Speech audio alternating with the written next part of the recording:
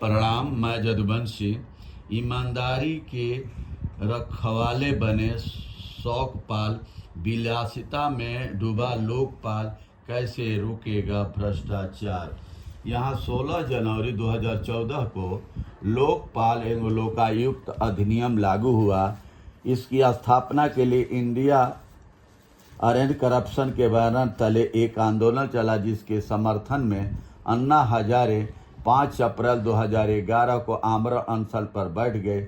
इसके रणनीतिकार थे अरविंद केजरीवाल। उनकी टीम ने ऐसा सम्मोहक स्वप्न जाल बुना कि लगा जैसे लोकपाल नियुक्त होने भर की देर है और भ्रष्टाचार छू मंतर। आंदोलन की लोकप्रियता का लाभ उठाते हुए एक राजनीतिक दल का गठन किया गया और इसके कर्ता धर्ता चुनावी राजनीति में कूद पड़े। सफलता भी उन्हें भरपूर मिली, क्योंकि जनता को चांद दिखाया गया था। इसकी चर्चा अभी अचानक एक अन्य कारण से हुई जो निराश करता है। दरअसल 7 सदस्यीय लोकपाल ने 7 BMW कार खरीदने के लिए टेंडर जारी किया है। ऐसा शायद इसलिए किया है क्योंकि उच्चतम न्यायालय के न्यायाधीशों को भी ऐसी ही कार मिली हुई है, जबकि भारत के मुख्य न्यायाधीश को मर्सिडीज कार दी गई है।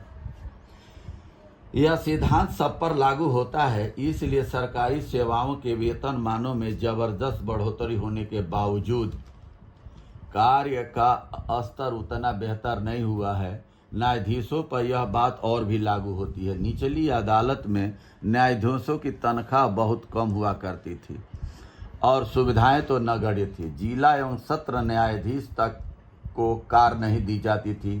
1999 में सेठी आयोग ने उनके वेतन एवं सुविधाएं बढ़ाने की सिफारिश की, जिसे शीर्ष अदालत ने स्वीकार किया और सरकार को निर्देश देकर लागू करवा दिया।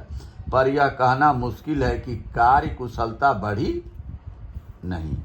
भारत में उच्चतम एवं उच्च न्यायालयों के न्यायाधीशों को अच्छी तनख्वाह के अलावा बड़ी बड़ी कोठियां, लग्जरी कारें, निजी स्टाफ सहित अनेक सुविधाएं मिलती हैं।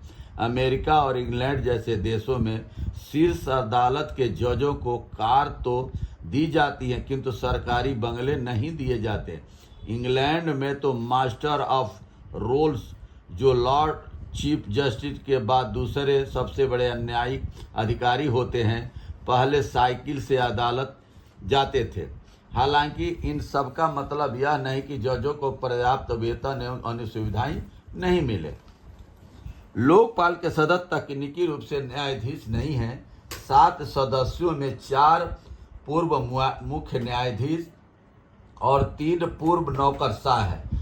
इस तरह यह एक पार्किंग स्थल बन गया है। लोकपाल ने करीब 90% शिकायतों को इस आधार पर खारिज कर दिया है कि वे सही फॉर्मेट में नहीं थे। इसने अब तक मात्र 24 मामलों में जांच के आदेश दिए हैं और 6 में अभियोजन की अनुमति दी है। BMW कारों की खरीद इतना बड़ा विवाद नहीं बनता यदि लोकपाल को भ्रष्टाचार के रामबाण के रूप में प्रचारित नहीं किया जाता।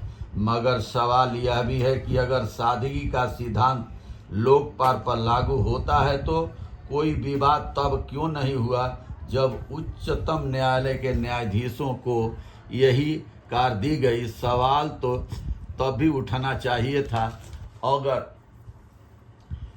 इस तरीके के न्यायाधीश, नौकरशाह और भ्रष्टाचार कहाँ है?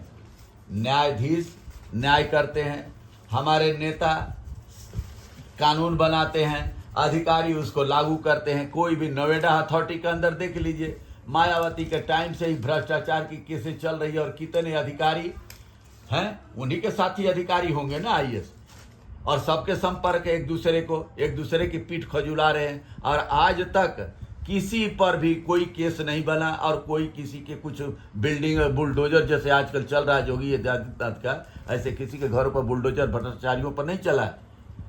बहुत बहुत धन्यवाद। नमस्कार, प्रणाम।